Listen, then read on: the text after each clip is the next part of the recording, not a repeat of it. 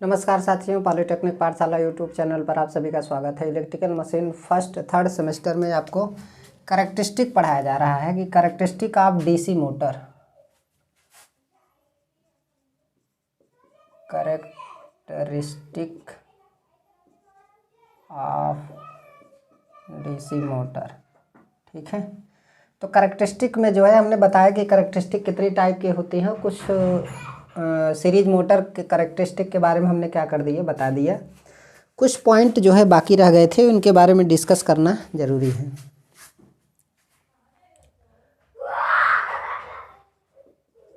Series motor का speed regulation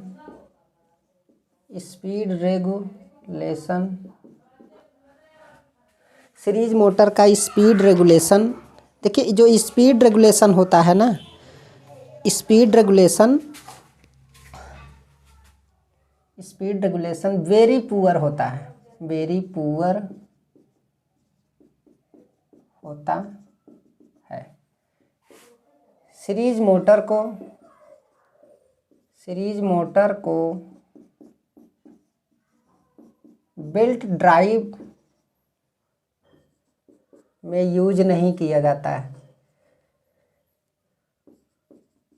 नहीं किया जाता है। बेल्ट ड्राइव में इसे जो है नहीं यूज करते। इसका यूज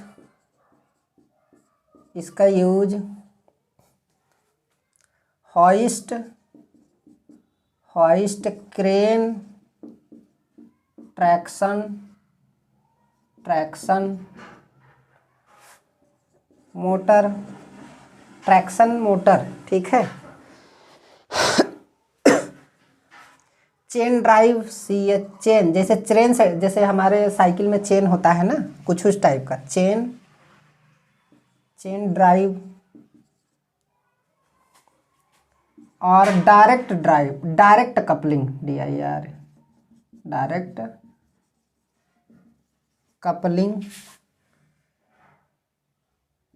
में किया जाता है। अब हम शंट मोटर की कैरेक्टरिस्टिक के बारे में क्या करेंगे, पढ़ेंगे। शंट मोटर में कुछ चीज़ें हमें देखना पड़ेगा। जैसे ये जो फील्ड होता है, ये शंट फील्ड है। ये कौन सा फील्ड है? शंट फील्ड या शंट फील्ड वाइंडिंग। तो शंट फील्ड वाइंडिंग ये कौन सा फ्लक्स जनरेट करता है? ϕSH फ्लक्स क्या करता है? जनरेट करता है, ठीक है। तो डीसी शंट मोटर में ϕSH always constant,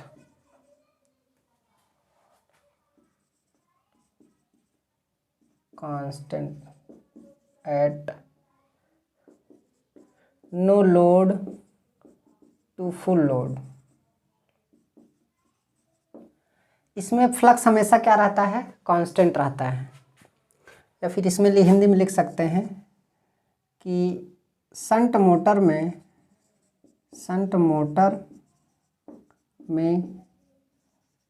main magnetic flux no load to full load constant होता है,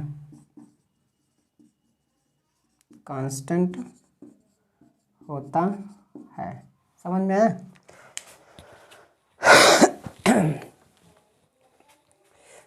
तो इसमें मैग्नेटिक फ्लक्स क्या होता है? कांस्टेंट होता है। तो इतना चीज़ आपको ध्यान में रखना पड़ेगा।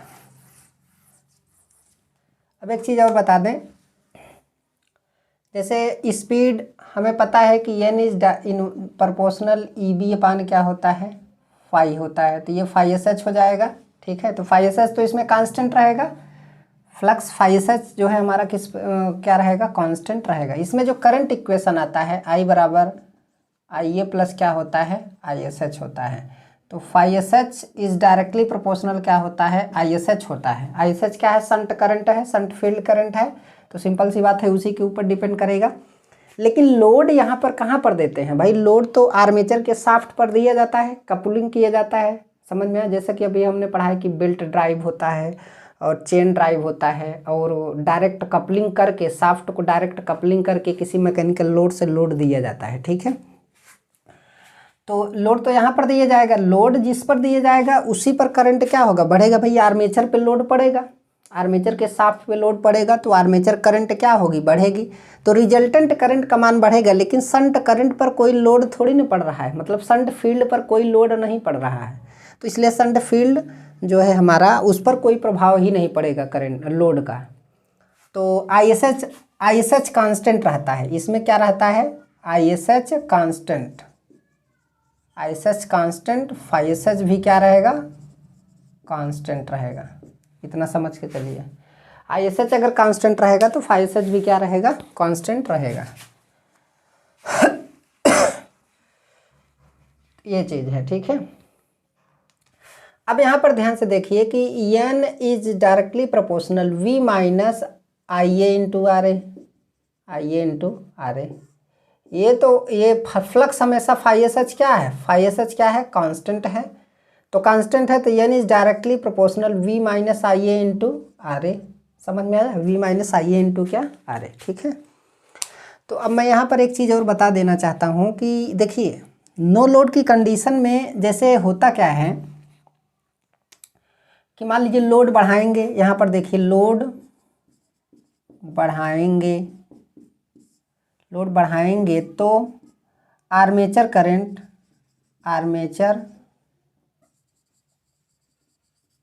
बढ़ेगा, आर्मेचर करंट बढ़ेगा। ठीक है, लोड बढ़ाएंगे तो आर्मेचर करंट क्या होगा, बढ़ेगा, और आर्मेचर करंट बढ़ेगा तो IA बढ़ने से IA इंटू आर ए बढ़ेगा, जिससे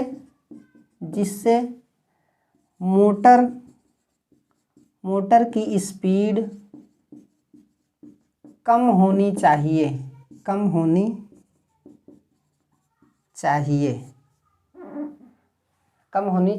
ठीक है,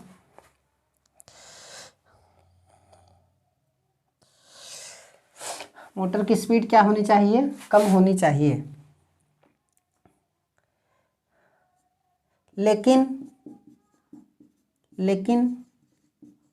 मोटर की स्पीड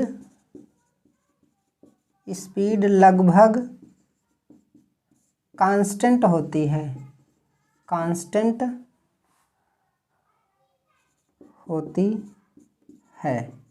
नो लोड से फुल लोड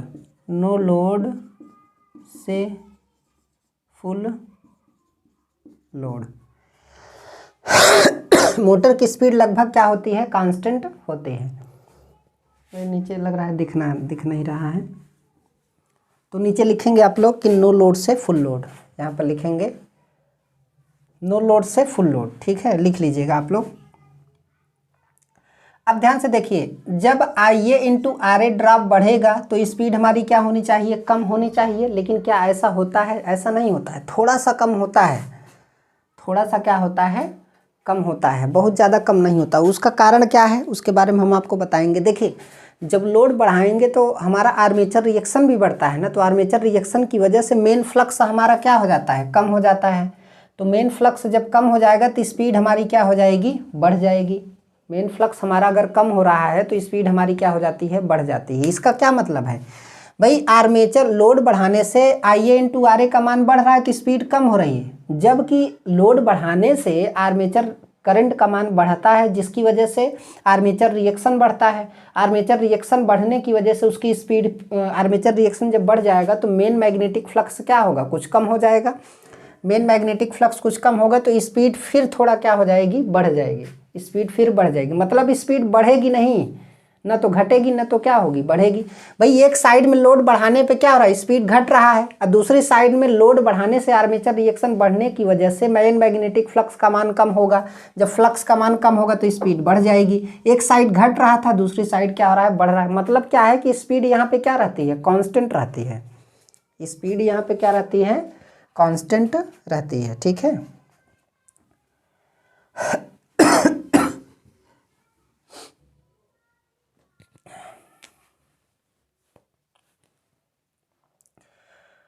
तो इसके ऊपर लिखेंगे, यहाँ पे इसको मिटा दे रहे हैं, तो उसके नीचे लिख लेंगे आप लोग नो लोड से फुल लोड कोष्ठक में, उसके नीचे लिखेंगे कोष्ठक में नो लोड से फुल लोड, फुल लोड। समझ में आया? अब फिर इसके नीचे लिखेंगे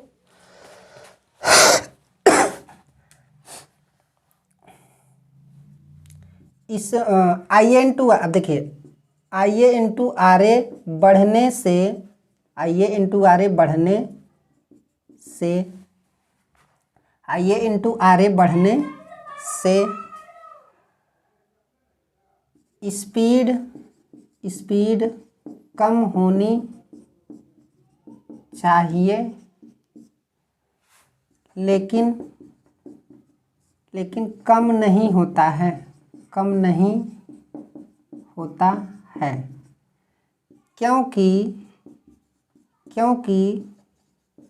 लोड बढ़ने से आई ए बढ़ता है,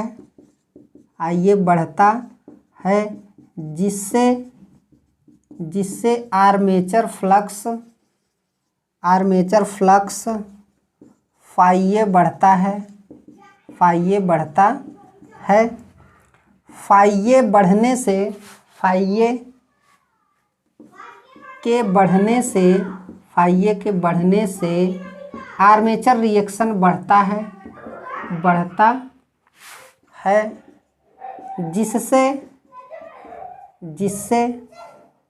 जिससे फाई एस एच, जिससे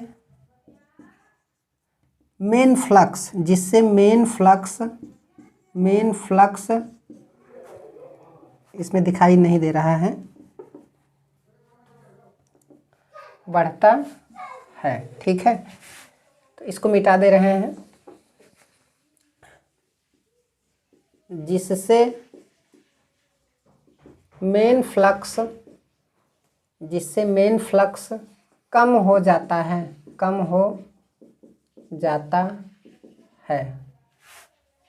और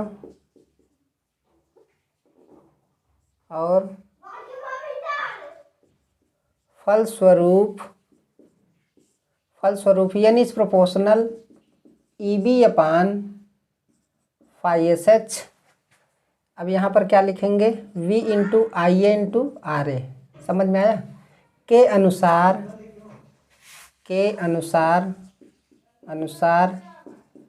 स्पीड कांस्टेंट रहता है, स्पीड ऑलमोस्ट कांस्टेंट रहता है, थोड़ा सा घटता है, के अनुसार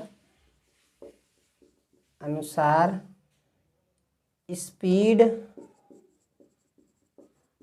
ऑलमोस्ट कांस्टेंट रहता है, स्लाइटली रिड्यूस होता है, ऑलमोस्ट क्या रहता है, कांस्टेंट रहता है। ठीक है, इसको लिख लिए होंगे आप लोग, एक बार मैं फिर समझा देता हूँ आपको कैसे। N is proportional V minus I A into R A बटे हमारा क्या होगा, फाई एस एच होगा। भाई सिंपल सी बात है, ये वाला पोर्शन क्या होगा, अब यहाँ पर एक होता है N is directly proportional V minus I A into R A. समझ में आया? ये वाला पोर्शन, और एक पोर्शन होता है हमारा N is proportional 1 upon phi S H. एक तरफ तो लोड बढ़ाने पर क्या होगा, लोड बढ़ेगा तो आई ए क्या होगा, बढ़ेगा, तो फाई ए भी तो बढ़ेगा, फाई ए हमारा बढ़ेगा। फाई ए क्या है, आर्मेचर फ्लक्स है। तो अब यहाँ पर क्या है, उसमें लिखा गया है आर्मेचर फ्लक्स। फाई ए हमारा क्या है आपका, फाई ए बराबर आर्मेचर फ्लक्स। समझ में आया? तो अगर आई ए बढ़ेगा तो आई ए इंटू आर ए बढ़ेगा, आई ए इंटू आर ए क्या होगा, बढ़ेगा। समझ में आया? अब ध्यान से देखिए, ये हमारा फाई एस एच है, थोड़ा ऊपर वाला मिटा देता हूँ क्योंकि यहाँ पे जगह जो है बहुत कम है, बहुत ज़्यादा जंगल फैल जाता है। दो चीज़ें हैं, N is directly proportional V minus I A into R A, और एन इज डायरेक्टली प्रोपोर्शनल आपका 1 अपान फाई एस एच है। ठीक है, यहाँ पे एक तो क्या है, अगर आई ए इंटू आर ए बढ़ रहा है तो इससे स्पीड हमारी घट रही है, समझ में आया। दूसरा क्या है, IA बढ़ने से फाइए बढ़ रहा है, फाइए मतलब आर्मेचर फ्लक्स, जिसकी वजह से आर्मेचर रिएक्शन बढ़ रहा है, जिससे FSH हमारा क्या होगा, कम होगा। भाई आर्मेचर रिएक्शन बढ़ेगा तो मेन मैग्नेटिक फ्लक्स क्या होगा, कम होगा, तो हमारी स्पीड क्या हो जाएगी, बढ़ जाएगी। आप सोचिए कि यहाँ पर स्पीड कम हो रही है, यहाँ पर कम हो रही है, यहाँ पर क्या हो रही है, ज़्यादा हो रही है। अब आपको समझ में आ गया होगा कि यहाँ पर स्पीड कम हो रही है और यहाँ पर स्पीड क्या हो रही है, बढ़ रही है। इसलिए शंट मोटर की स्पीड स्लाइटली रिड्यूस होती है, मतलब बहुत कम होती है, ऑलमोस्ट कांस्टेंट होती है। इसकी स्पीड ऑलमोस्ट क्या होती है, कांस्टेंट होती है, लगभग कांस्टेंट होती है। समझ में आया।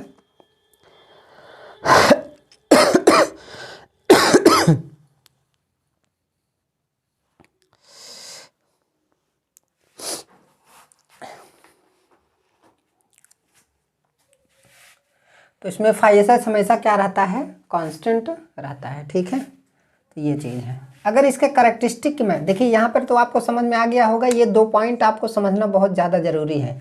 लेकिन यहाँ पर IA × RA कैसे बढ़ेगा, भाई जब लोड बढ़ेगा तो IA का मान क्या होगा, बढ़ेगा, तो IA × RA भी बढ़ेगा, तो ये स्पीड हमारी क्या होगी, कम होगी। लेकिन जैसे जब लोड बढ़ रहा है तो IA बढ़ रहा है, फाइए बढ़े, आर्मेचर रिएक्शन बढ़े, FSH कम होगा, तो इसकी वजह से स्पीड क्या हो रही है, बढ़, तो लगभग क्या रहता है, कांस्टेंट रहता है, ठीक है। इस चीज़ को आपको समझना जरूरी है, इसका कॉन्सेप्ट थोड़ा क्या था, जटिल था। तो अगर शंट मोटर की स्पीड करेक्टरिस्टिक की अगर मैं बात करूं, तो ये तो हमारा शंट मोटर का क्या है, स्पीड करंट करेक्टरिस्टिक। फर्स्ट है स्पीड करंट करेक्टरिस्टिक। भाई हेडिंग में क्या डालेंगे आप, इसमें स्पीड करंट करेक्टरिस्टिक डालेंगे, ठीक है। तो इसका जो करेक्टरिस्टिक होगा, इसकी स्पीड थोड़ा सा क्या होती है, ऐसे कम होती है, थोड़ा सा कम हो जाती है लोड बढ़ाने पर। अब यहाँ पर क्या है, भाई आर्मेचर जो करंट है हमारा इस डायरेक्टली प्रोपोर्शनल क्या होगा, लोड होगा। ये तो हमारा स्पीड है, स्पीड, ठीक है, ये चीज़ है। तो यहाँ तक तो कांस्टेंट रहेगा। जब लोड बहुत ज़्यादा बढ़ाने लगते हैं तो थोड़ा बहुत क्या होने लगता है, कम होने लगता है। कारण क्या है, क्योंकि उस समय IA × RA ड्रॉप थोड़ा ज़्यादा बढ़ जाता है। तो आर्मेचर रिएक्शन हालांकि और ज़्यादा बढ़ जाता है, लेकिन ड्रॉप क्या हो जाता है, ज़्यादा बढ़ जाता है, जिसकी वजह से स्पीड थोड़ा सा क्या हो जाती है, कम होती है। नहीं तो लगभग क्या रहती है, हमेशा कांस्टेंट ही रहती है, ठीक है। अब टार्क करेक्टरिस्टिक की अगर मैं बात करूं, टार्क करेक्टरिस्टिक,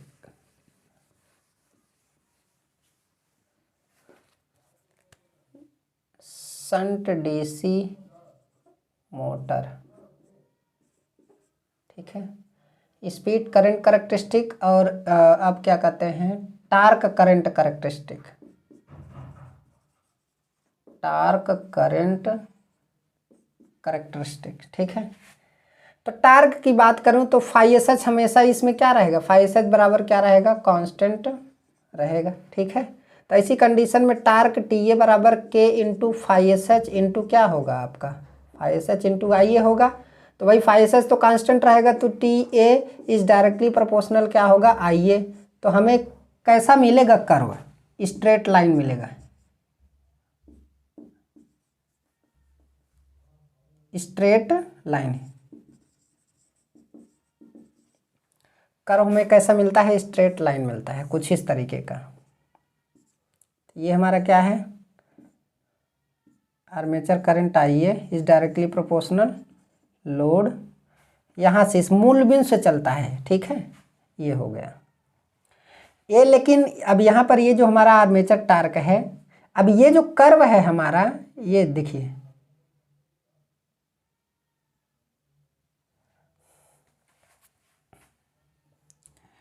ये विथ आर्मेचर रिएक्शन, ये वाला कर्व जो नीचे है विथ आर्मेचर रिएक्शन, और ये वाला जो कर्व है ये वाला without armature reaction, without armature reaction. समझ में आया? कारण क्या है भाई, आर्मेचर रिएक्शन अगर नहीं होगा तो मेन फ्लक्स हमारा कम नहीं होगा, तो मेन फ्लक्स जब कम नहीं होगा तो आर्मेचर टार्क हमारा कम नहीं होगा, तो वो तो हमेशा कांस्टेंट रहेगा। लेकिन अगर आर्मेचर रिएक्शन हो रहा है तो आर्मेचर लोड बढ़ने पर आर्मेचर रिएक्शन हो रहा है तो उस कंडीशन में भाई आर्मेचर करंट बढ़ेगा, तो उस कंडीशन में टार्क भी हमारा क्या होगा, बढ़ेगा। समझ में आया? लेकिन लोड बढ़ने पर आर्मेचर फ्लक्स कम भी तो होगा, आर्मेचर फ्लक्स का है मेन फ्लक्स कम होगा तो आर्मेचर टार्क क्या हो जाएगा, यहाँ से थोड़ा कम हो जाएगा। शुरुआत में नहीं होता है उतना ज़्यादा, लेकिन जैसे ही थोड़ा ओवरलोड कंडीशन में पहुँचते हैं तो हमें ये वाला कर्व क्या होता है, मिलता है। ठीक है, तो ये वाला जो थोड़ा झुक गया है ये किसकी वजह से है, विथ आर्मेचर रिएक्शन की वजह से है, क्योंकि थोड़ा सा फ्लक्स उस समय कम हो जाता है तो हमारा ये कर्व थोड़ा सा क्या हो जाता है, मुड़ जाता है। ठीक है, और अगर आर्मेचर रिएक्शन की मैं बात नहीं करूँगा तो ऐसी कंडीशन में जो है हमें स्ट्रेट लाइन कैरेक्टरिस्टिक क्या होता है, प्राप्त होता है। ठीक है, तो ये हमारा क्या हो गया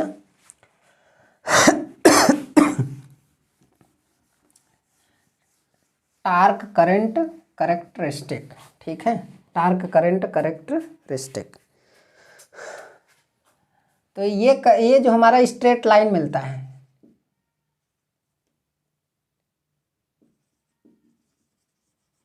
स्ट्रेट लाइन कर्व। ठीक है, इसका कर्व कैसे मिलता है, स्ट्रेट लाइन मिलता है। बाकी तो आप समझ ही गए होंगे कि आर्मेचर रिएक्शन बढ़ने, स्पीड करंट कैरेक्टरिस्टिक और अब speed and torque characteristic, speed and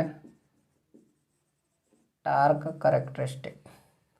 simple सी बात है, अगर स्पीड और टार्क कैरेक्टरिस्टिक की मैं बात करूं तो शंट मोटर में φSH क्या रहेगा, φSH बराबर कांस्टेंट रहेगा, φSH बराबर क्या रहेगा, कांस्टेंट रहेगा। तो n इज प्रोपोर्शनल भाई V minus IA into RA हमेशा क्या रहेगा, बटे क्या करेंगे, बटे यहाँ पे φSH रहेगा। तो φSH तो हमेशा कांस्टेंट है, सिंपल सी बात है, φSH हमेशा क्या है, कांस्टेंट है।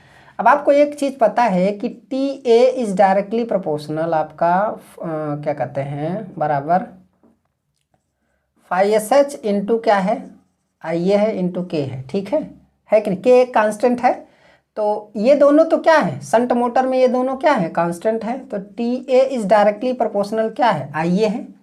तो इसका मतलब जहाँ पे IA है वहाँ पर आर्मेचर टार्क को हम रख सकते हैं कि नहीं।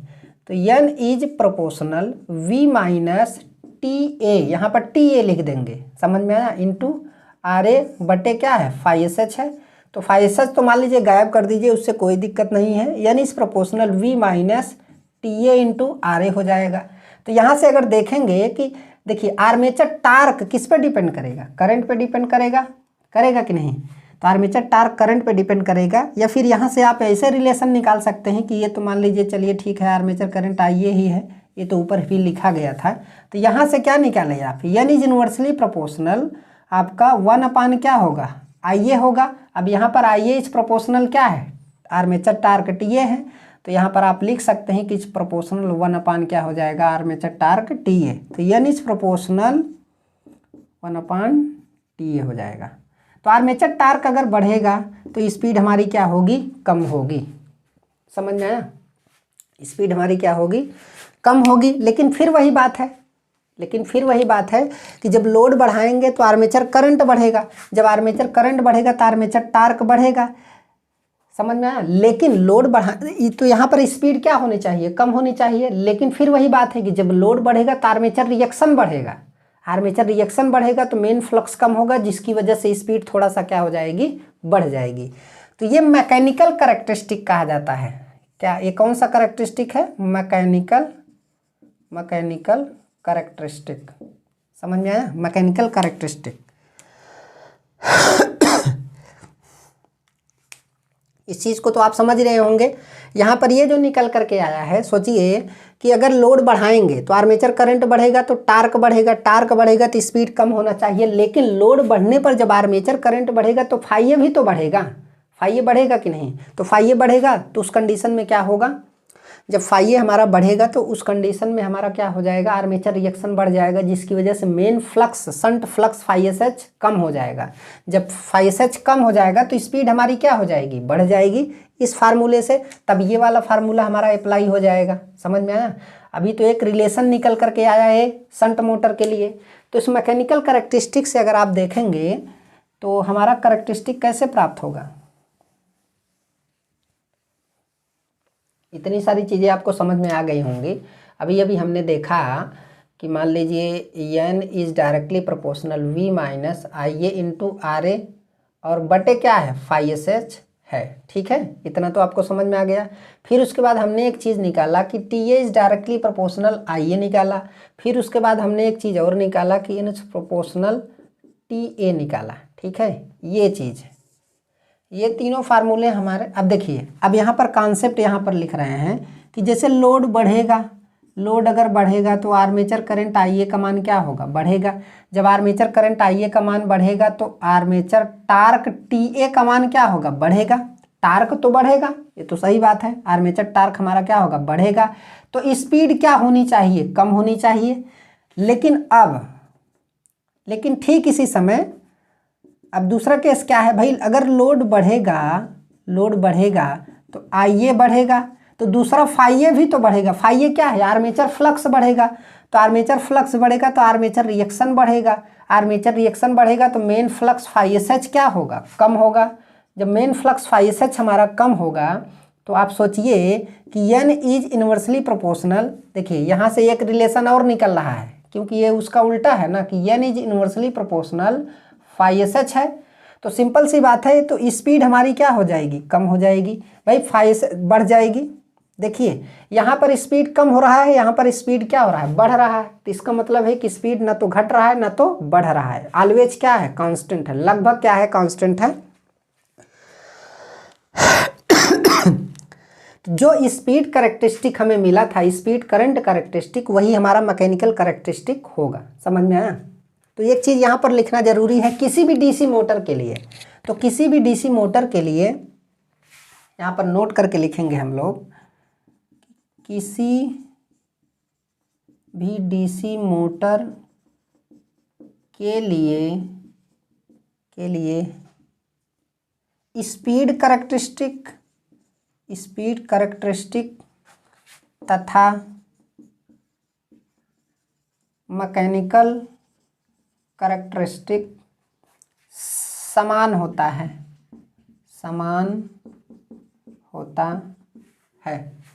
समझ में आया? क्या होता है, समान होता है।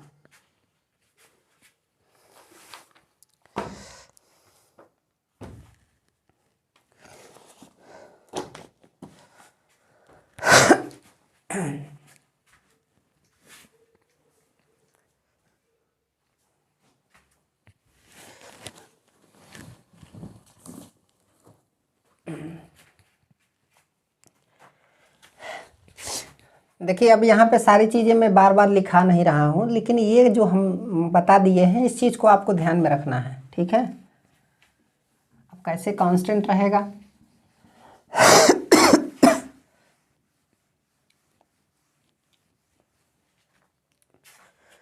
तो मैकेनिकल कैरेक्टरिस्टिक भी वैसे ही मिलेगा आपको। ठीक है, मैकेनिकल कैरेक्टरिस्टिक अगर मैं बात करूं, ये हमारा स्पीड हो गया और ये हमारा क्या हो गया, टार्क हो गया। ठीक है, तो ये मैकेनिकल कैरेक्टरिस्टिक है। हमारी जो मैक्सिमम स्पीड है वो तो ये वाली स्पीड होगी, शंट मोटर की मैक्सिमम स्पीड।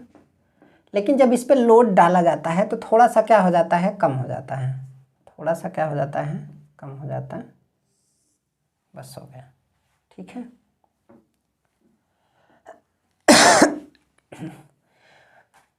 कम होने का केवल एक ही कारण हो सकता है, आई A into R A drop थोड़ा क्या हो जाता है, बढ़ जाता है। देख रहे हैं ना, यहाँ तक तो लगभग क्या है, कांस्टेंट है। लेकिन जैसे ही लोड और ज़्यादा बढ़ाया जाता है तो आई A into R A drop क्या हो जाता है, थोड़ा बढ़ जाता है। ठीक है, देखिए मैकेनिकल कैरेक्टरिस्टिक, ये मैकेनिकल कैरेक्टरिस्टिक कहलाता है। स्पीड टार्क कैरेक्टरिस्टिक को हम मैकेनिकल कैरेक्टरिस्टिक बोलते हैं, मैकेनिकल कैरेक्टरिस्टिक। Mechanical characteristic. अभी डीसी मोटर में बहुत सारी चीज़ें बतानी बाकी हैं आपको, जो आगे हम आपको क्या करेंगे, बताएंगे।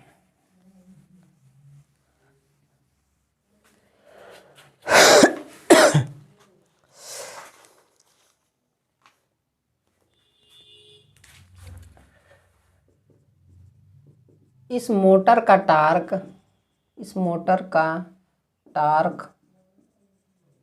नॉर्मल होता है। इस मोटर का टार्क नॉर्मल होता है तथा इसका स्पीड रेगुलेशन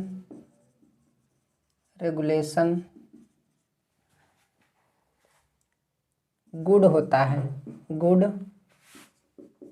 होता है। देखिए स्पीड रेगुलेशन होता है, स्पीड रेगुलेशन बराबर होता है no load speed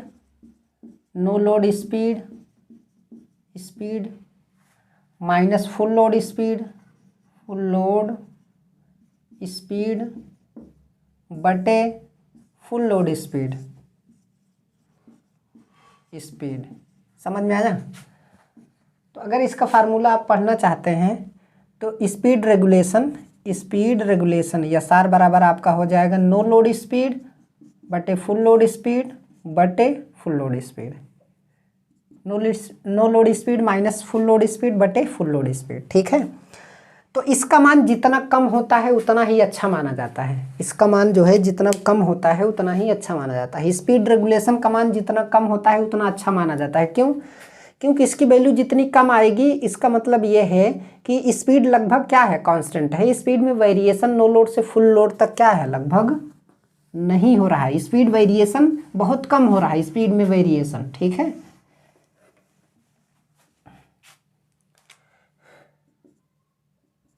speed regulation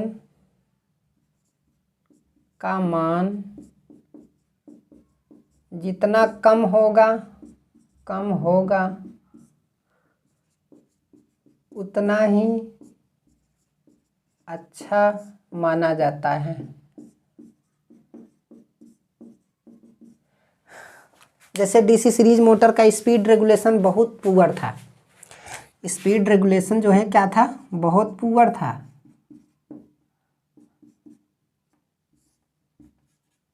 बहुत पुअर इसलिए था क्योंकि नो लोड स्पीड हाई थी और फुल लोड स्पीड क्या थी, बहुत कम थी, जिसकी वजह से स्पीड रेगुलेशन सबसे क्या था, पुअर था। स्पीड रेगुलेशन सबसे खराब डीसी सीरीज मोटर का होता है। सीरीज मोटर का होता है ये चीज़ आपको याद रखना है। ठीक है,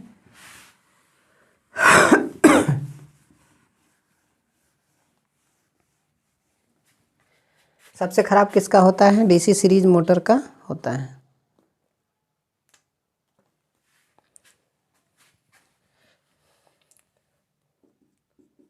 नो लोड से फुल लोड तक स्पीड में चेंज वेरी लेस होता है। समझ में आया? ये पॉइंट भी आपको क्या करना है, लिखना है।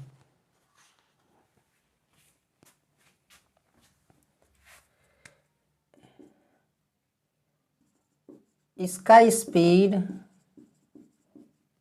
ऑलमोस्ट कांस्टेंट होता है, अप्रॉक्सीमेटली कांस्टेंट होता है। ठीक है, ये पॉइंट भी आपको क्या करना है, लिखना है।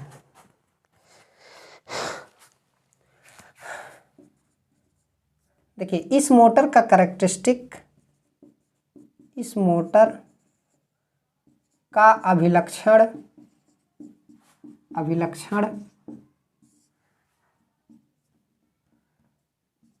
3 फेज इंडक्शन मोटर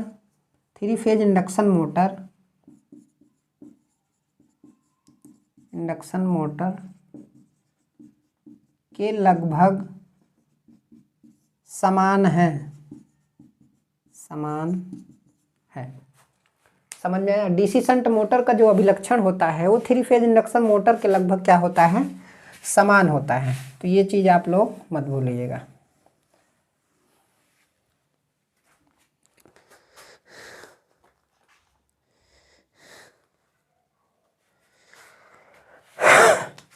देखिए इस मोटर का जो यूज होता है, इस मोटर का यूज होता है, इसे प्रेफर किया जाता है कहाँ कहाँ पे यूज होता है, जैसे रोलिंग मिल हो गया, रोलिंग मिल, रोलिंग मिल में शंट मोटर का क्या किया जाता है, यूज किया जाता है। और उसके बाद जो है टेक्सटाइल इंडस्ट्री, टेक्सटाइल इंडस्ट्री, जहाँ पे कांस्टेंट स्पीड की ज़रूरत पड़ती है वहाँ पर हम इसका क्या करते हैं, यूज करते हैं। ठीक है। Paper industry, paper industries, paper industries, machine tools, machine tools, machine tools, lathe machine, lathe machine,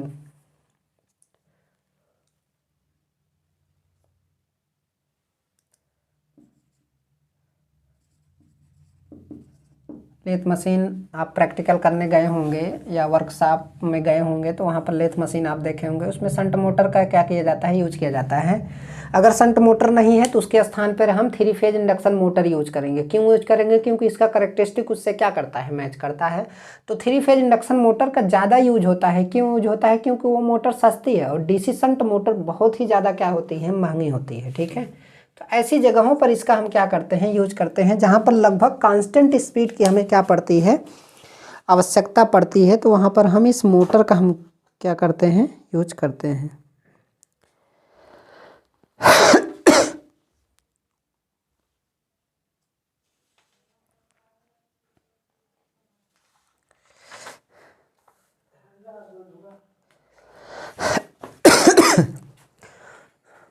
आज का क्लास यहीं तक, धन्यवाद। अगले लेक्चर में आपको जो है speed control of DC motor पढ़ाएंगे, उसके बाद स्टार्टर पढ़ाएंगे, उसके बाद ब्रेकिंग पढ़ाएंगे, फिर ख़त्म हो जाएगा। ठीक है।